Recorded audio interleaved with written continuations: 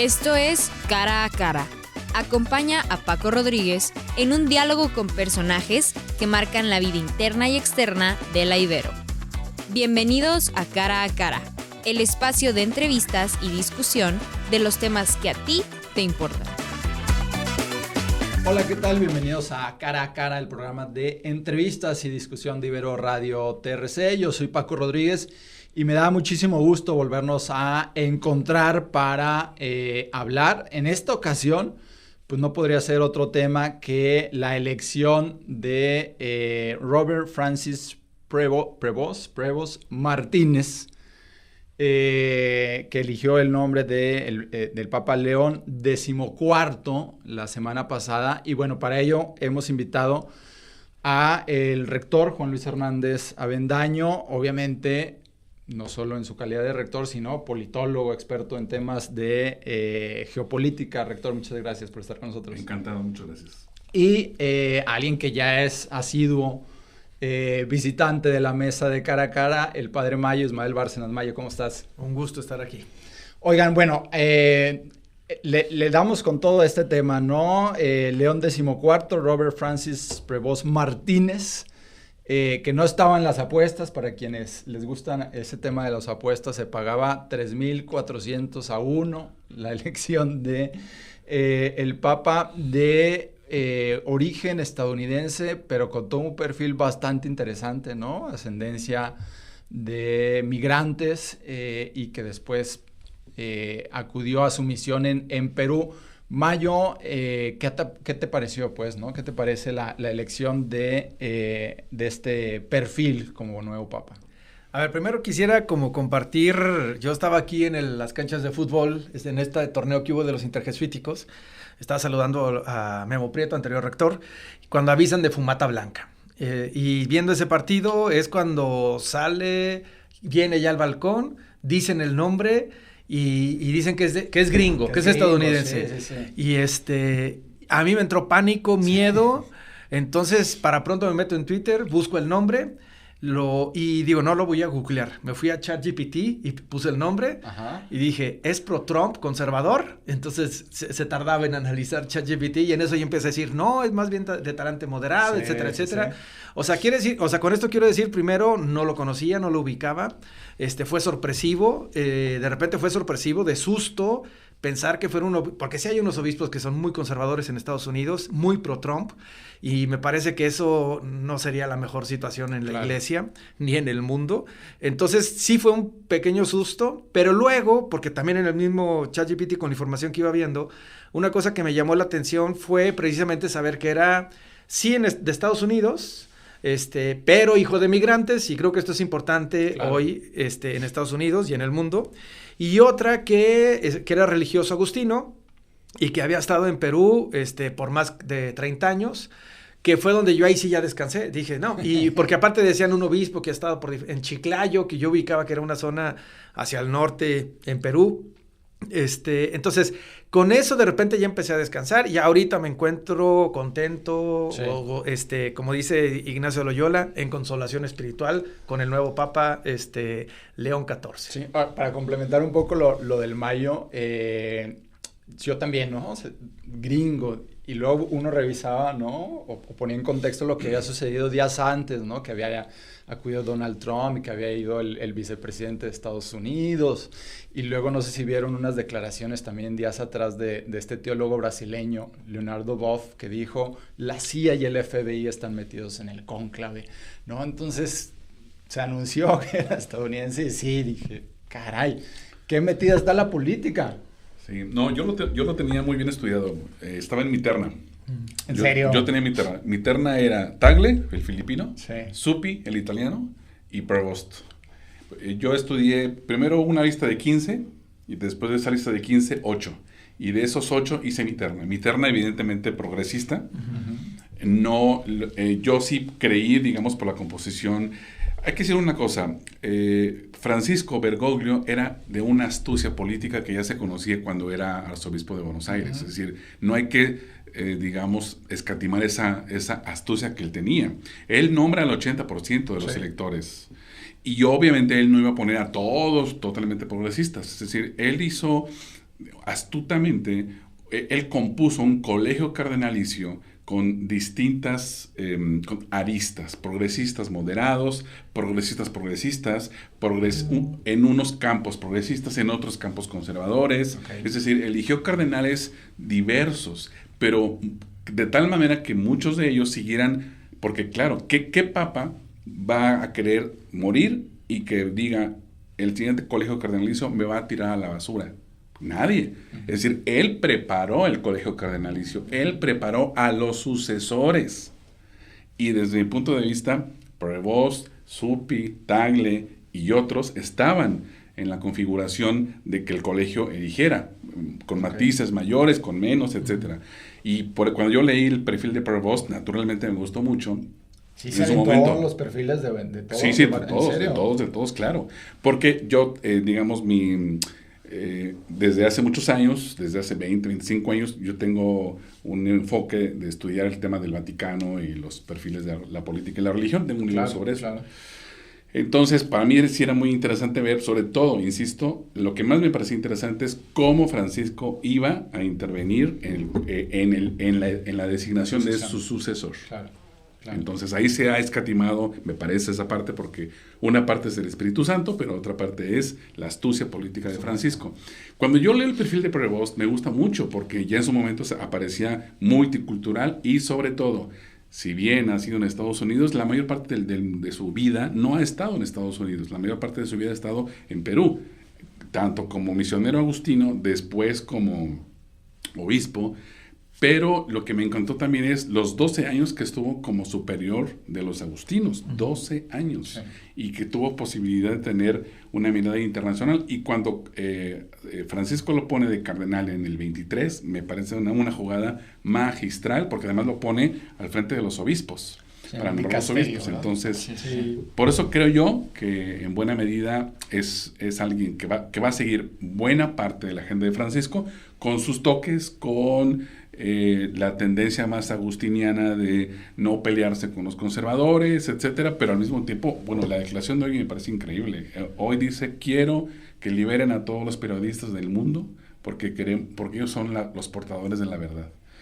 Y me parece que está empezando muy bien, ¿eh? Sí. Ahorita vamos a sobre los temas, porque ya ha hablado sobre eso, ya pidió paz en Ucrania, en Gaza, en el conflicto también de la India con Pakistán. ¿Sí? Pero regresando un poco al tema del perfil, Mayo, ¿tú coincides en esto que se ha dicho, que va a seguir la línea de Francisco, pero con un tono un poco más moderado?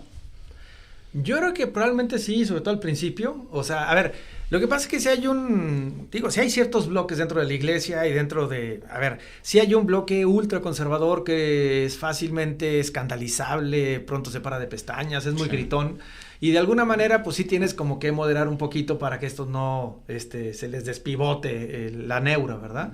Entonces yo creo que sí tratará me imagino que va a ser alguien que va a tratar de ser moderado en ese sentido, pero muy claro hacia dónde va. También hablando de los primeros días, me gustó, se me hizo muy buen detalle dos cosas en los primeros días, el que haya ido a rezar a la Virgen de los Agustinos, al convento de los Agustinos allá en Roma. Sí. Como que se me hizo también un gesto como muy Bergoglio, o sea, ir con mis hermanos. Claro. Y otra, porque de ahí se fue a Santa María la Mayor a rezar a donde está el Papa Francisco. Entonces, yo creo que para mí esos son como guiños, como decir, voy por aquí, o sea, ya le abrieron brecha. Entonces, yo creo que sí va en vías de seguirla continuando. Sobre ese tema, ¿no? Me parece que los símbolos comunican, ¿no? Y más en la iglesia, ¿no? Y en ese sentido lo que refiere Mayo, ¿qué símbolos se encuentran? Porque, a ver, al principio hablan español, no hablan inglés. Así es. Es uno, muy importante. ¿no? Por ahí dicen el tema de la vestimenta. Francisco no lo usó, ¿no? La histórica. Sí usa algunas, pero los zapatos no. Y obviamente la elección del nombre, ¿no? De León XIV, ¿no? Sí. ¿Qué comunica todo eso, ¿no? Sí, a mí no me cabe duda que él comunica una continuidad en general, ¿verdad? No va a ser Francisco, va a continuar alguna parte de la reforma que tiene que ver en buena medida con una iglesia preocupada por la paz, por la justicia. A mí me parece que eso en el centro es lo más importante, lo más relevante. Él cita al querido Papa Francisco en su primera locución ahí en la Plaza de San Pedro, Sí. que me parece muy importante y muy relevante. Y en esta medida aprecio que el símbolo más importante es lo que hizo y lo que dijo en esa primera alocución. Efectivamente, cuando habla en español y no en inglés, a mí me da mucha consolación ver que los últimos dos papas, Francisco y Luis XIV y León XIV, fueron formados esencialmente en América Latina, los dos.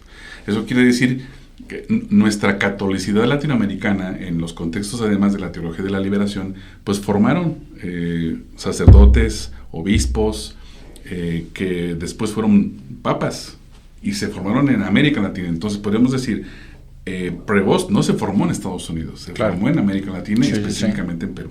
Sí, a mí me llama mucho la atención, sobre todo cuando hablamos de un perfil migrante, porque es un migrante a la inversa, ¿no? Es quien está primero en el primer mundo, en Chicago, y después va a una zona con Perú, en Perú, ¿no? Y sobre todo en esta zona de Chiclayo, donde hay muchas carencias, ¿no? Y ya han salido algunas fotografías arriba del burro, del caballo, ¿no? Con botas, en inundaciones, etcétera. Hablando del tema de los símbolos, Mayo, de la comunicación, ¿a ti qué te ha parecido estos primeros días? A ver, sí, también cuando sale al balcón, que sale con toda la ornamenta, que yo dije, bueno, también yo creo que ese es un guiño para los conservadores, porque eso le gusta mucho al sector conservador, las formas, la gala, por así decirlo. Pero creo que, yo digo, a ver, independientemente de los trapos que se ponga, el punto es el corazón que trae. Uh-huh. Y en ese primer mensaje que da, este mensaje que lo dice en español, que no lo dice en inglés, y el mensaje es un saludo a mi querida diócesis de Chiclayo. A mí eso se me hizo como muy bonito, porque uno como religioso, no tienes hijos, no tienes esposa, y tus referentes afectivos es la gente con quien trabajas, la gente con la que estás. Entonces, eso se me hizo como, me dio muy buen sabor de boca, muy buena espina, porque como que dije, quiere a su gente, o sea, tiene corazón. También es un hombre que le piensa, los agustinos tienen muy buena formación, y es un cuate que también tiene muy buena, se ve que tiene como muy buena gestión de relaciones y de trato en temas directivos, por así decir, al haber sido general de su congregación. Pero el que su corazón esté aterrizado en Chiclayo a mí me da muy buena espina, porque es un hombre que tiene un corazón vivo. Uh-huh. Eso en las formas, o más bien a mí me pareció entrever eso. Entonces eso me dio también mucho gusto, mucha consolación. Ahí fue donde ya se me bajó el agobio. Sí. El nombre, platicábamos un poco fuera de micrófono, la elección de León XIV, León XIII, y hace una explicación hace unos días el Papa sobre por qué eligió el nombre, y hace esta analogía de los contextos de la revolución industrial, y lo equipara a una revolución industrial actual con todo el tema de la inteligencia artificial. ¿Qué les pareció eso? Sí, ahora, lo que pasa es que hay que ubicar, ¿verdad? León XIII, cuando saca Rerum Novarum, lo saca como una necesidad de la Iglesia de no perder a los pobres, porque es un momento, finales del siglo XIX, en donde particularmente en Europa, la revolución industrial ha producido mucha pobreza y ha producido muchos obreros. ¿Quién está acompañando esa pobreza y a esos obreros? Los partidos comunistas, ¿no? Particularmente los partidos comunistas. Entonces, la Iglesia, que debió haber estado cercana a los pobres y no lo estuvo, pues evidentemente saca Rerum Novarum en esta perspectiva de lo que se conoce como pues una encíclica que da paso a una corriente de doctrina social de la Iglesia, que además abreva de mucho más para atrás, ¿verdad? Pero evidentemente con más énfasis. La Iglesia piensa o debe pensar también en los temas sociales. Y en esa medida entonces, León XIV trae a colación que para la Iglesia sí es importante lo social, sí es importante el mundo del trabajo, el mundo de los obreros, el mundo de los derechos, el mundo de la justicia social. Digamos, en términos generales, el nombre Luis XIV quiere decir, para la Iglesia importa la justicia social. Uh-huh. Sí, sí, sí. ¿A ti qué te parece? Sí, también así. O sea, cuando se puso León XIV, dije, según yo, digo, porque yo soy olvidadizo, pero dije, pero según yo, León XIII sacó esa de doctrina social de la iglesia, la encíclica.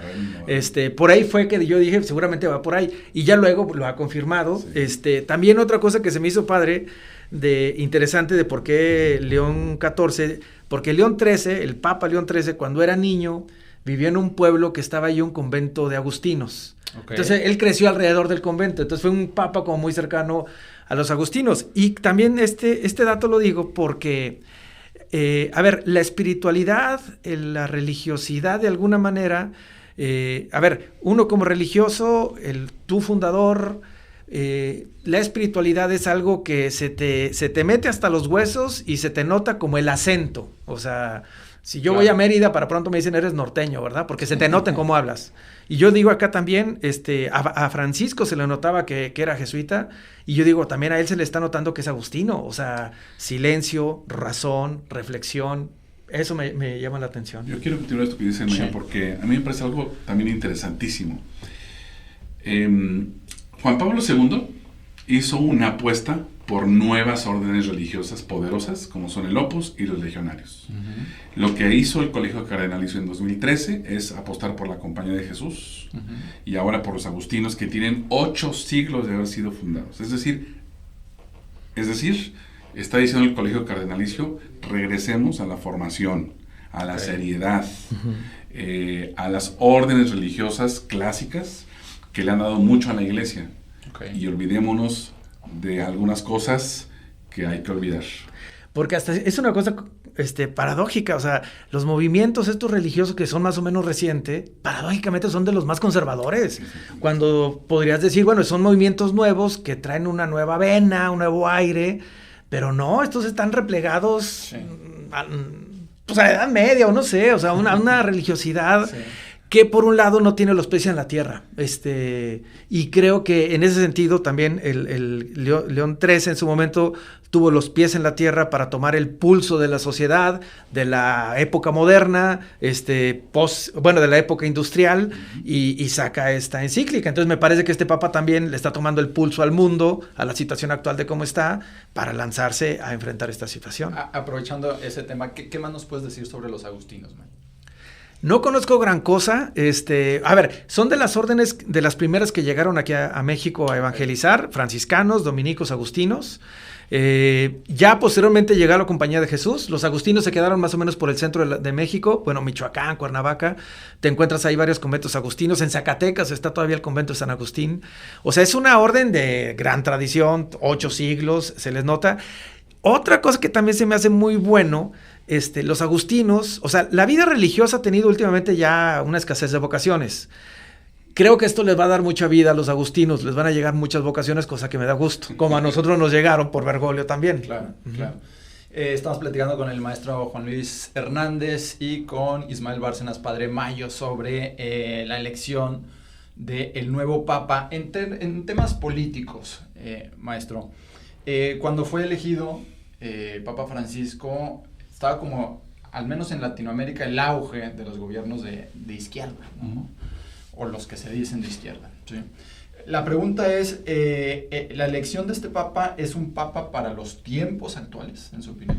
Yo creo que sí. Yo creo que sí, porque en primer lugar, quizás la primera característica de Prevost, ahora León XIV, es la multiculturalidad. Y me parece que justo es lo que está en juego hoy. Es decir, algunos que defienden la unilateralidad, esto es lo único, o realmente lo que estamos viendo pues, es un mundo de muchos rostros. Y él ofrece increíblemente esa multiculturalidad a la cual hay que apostar. Me parece muy notable. Luego, en segundo lugar, alguien que tiene el primer papa que tiene doble nacionalidad, lo cual nos ilustra nuevamente la importancia de la riqueza cultural y binacional, etcétera. Y que incluso hasta podría dejar atrás el rancio nacionalismo. Es gringo, es peruano, ¿qué es? Bueno, pues yo creo que es un ciudadano del mundo, como muchos otros. Pero aparte también es mucho de la esencia del verdadero norteamericano, ¿no? o sea, que con esta mezcla, esta multiculturalidad, ¿no? De ascendencias migrantes, etcétera. Así es. Y al mismo tiempo también quizás un contrarreflejo de lo que muchos gringos son, es decir, muy locales, poco tolerantes frente a la pluralidad, que conocen poco o nada de lo que está más allá de su estado o de su región, lo que llamamos la América profunda. Entonces, y hace poco se acaba de publicar una foto de lo que puede haber sido su casa en Chicago, una casa pobre y sencilla. Así que creo que en general es un papa que creo que va a tener la sabiduría y tiene las tablas, porque en Perú tuvo la posibilidad justo de tener desde la Iglesia de la Teología de la Liberación hasta el sodalicio, que es una orden religiosa semejante a los legionarios en Perú y que enfrentó ahí también con situación de escándalos sexuales y de abuso. Sí. Exactamente, así que creo que está preparado para lo que viene para los próximos años. ¿Coincides, Mayo? Es un papa para los tiempos actuales. Sí, como decía Juan Luis, o sea, sí se me hace un ciudadano en el mundo. Viene no nomás de 2 países, sino de 2 mundos, del norte y del sur. Sí, de Estados Unidos, el cardenal menos gringo de los cardenales gringos. Yo creo que sí, a lo mejor para Trump fue una sorpresa grata ver que era un obispo, era un cardenal gringo, pero a lo mejor ya no bailó la Macarena cuando vio que su segundo apellido era Martínez. Es otra cosa también, ahorita que hablábamos así, como digo, estereotipos si quieren, pero los norteamericanos, los estadounidenses no hablan varios idiomas, si acaso se mueven solamente en el inglés, y él se mueve en varios, o sea, de entrada en el español se mueve bastante bien, y en el italiano ya lo vemos que también. Entonces, como hasta cierto punto en estereotipos, un gringo atípico. También me ha gustado que es un hombre, una persona normal, que dices, este es raza, este es de nosotros, en el sentido, él aficionado de Chicago, pues al béisbol, ves que ahí estaba en la Serie Mundial, creo que del 2005, y me gustó que está como anónimo, o sea, no llega vestido de sacerdote para que le den buenos lugares, o sea, viene otro más.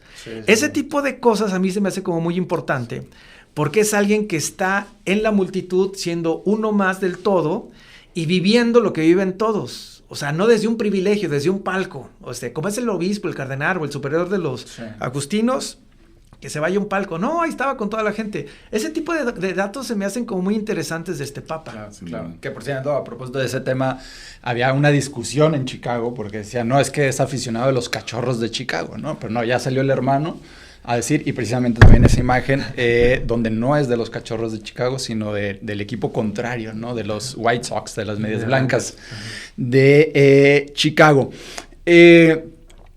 Sus primeras diálogos, declaraciones, discursos han sido, ya lo decía maestro, uno dirigido a periodistas, a comunicadores, que hablaba inclusive de desarmar a través del lenguaje, ¿no? Otro de ellos pues, es el tema de la referencia a los conflictos en Ucrania, en Gaza, y ahora el de India y Pakistán, ¿no? Estas, mejor dicho, ¿cuáles deberían de ser las apuestas políticas en el discurso?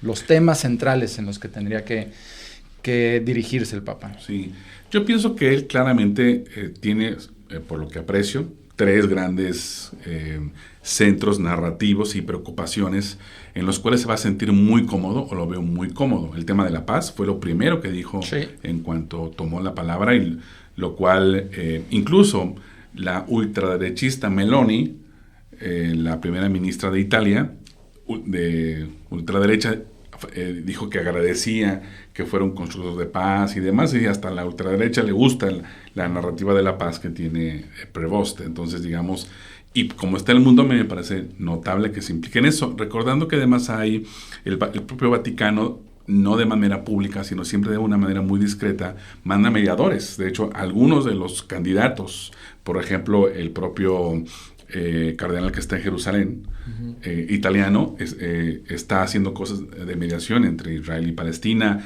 Hay otro cardenal que está haciendo mediación entre Ucrania y Rusia. Es decir, el propio Vaticano se mete a hacer mediación en torno a los conflictos, lo que me parece muy necesario, sin anunciarlo. Es decir, siempre todo eso absolutamente en discreción. Me parece que esa va a ser una agenda claramente de él. Otra agenda que lo veo muy cómodo es el tema de la migración. De hecho, él mismo tuvo tweets en la primera presidencia de Trump contra la separación de las familias que estaba haciendo. Así que en eso va a estar muy, muy claro, muy prendido.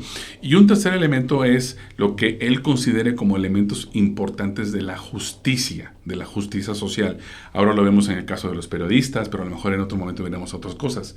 Yo creo que esos tres campos me parecen muy notables porque son los campos que abrió muy claramente Francisco, que puso como claramente necesidades eclesiales, y creo que los va a reforzar León XIV, y eso me da gusto porque hablaría entonces de una iglesia claramente comprometida con lo que podemos denominar un mundo herido, que eso me parece que bueno que la iglesia tenga una postura frente a eso. Sí. En el New York Times entrevistaron ya al hermano que sigue viviendo en Illinois, tiene otro viviendo en Florida, pero sí hablaba precisamente del compromiso en el tema migrante, Mayo. Que sin duda, como dice el maestro, va a ser una agenda importante, sobre todo pues aquí en Latinoamérica. Sí, ese es yo creo que, bueno, ya irá preparando sus discursos sobre este tema, pero preveo que va a estar a favor de los migrantes, y bueno, él lo trae en su propia biografía, ¿verdad? Entonces, y aparte, por ejemplo, Perú también es un lugar que, por así decir, expulsa a muchos peruanos. En Europa, a todos los mariachis que veas no son mexicanos, son peruanos. Entonces, yo creo que él está muy en contacto con esto, por su propia biografía y por los lugares donde ha estado. Sí. Pues ya para ir un poco cerrando, desafortunadamente el tiempo se nos acaba, obviamente una conversación muy, muy rica y que podría seguir. Mayo, yo te hacía la pregunta de la última vez que hablamos del legado del Papa Francisco, si se podría describir como un papa reformador, ¿no?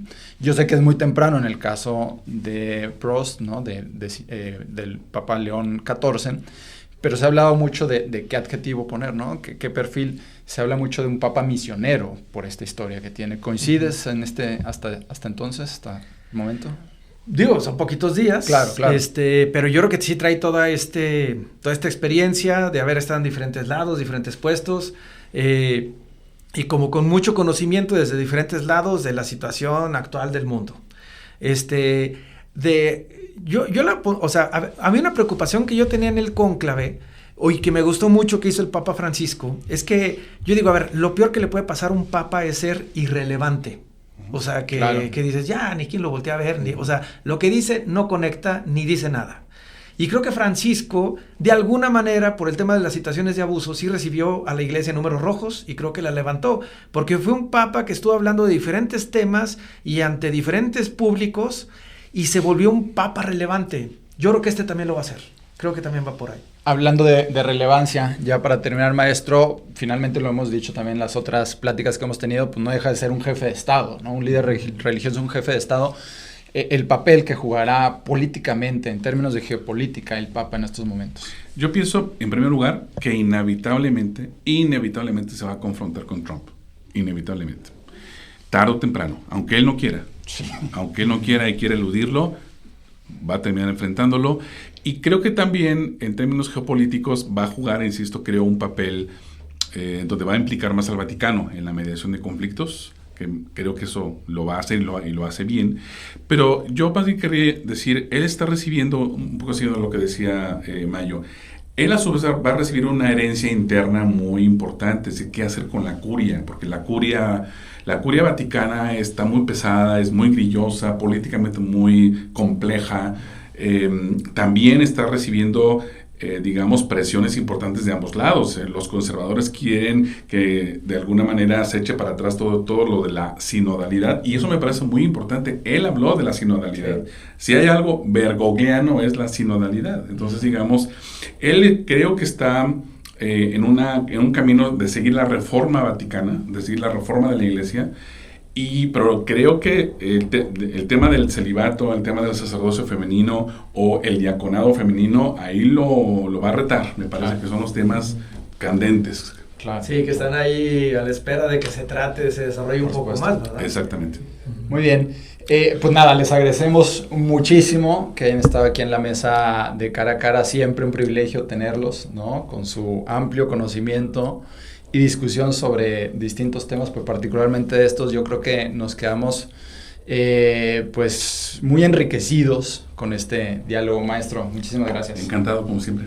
Mayo, muchísimas gracias. Sí, muchas gracias por la invitación. Ismael Bárcenas, Padre Mayo, el maestro Juan Luis Hernández, rector de la universidad, politólogo, experto en temas de geopolítica, que por cierto, ya para cerrar, por ahí se habla de cuando Benedicto fue elegido campeón de la América, Francisco campeón de la América.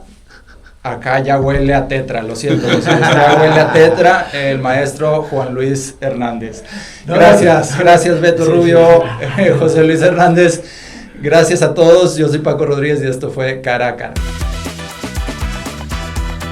Esto es Cara a Cara. Acompaña a Paco Rodríguez en un diálogo con personajes que marcan la vida interna y externa de la Ibero. Bienvenidos a Cara, el espacio de entrevistas y discusión de los temas que a ti te importan.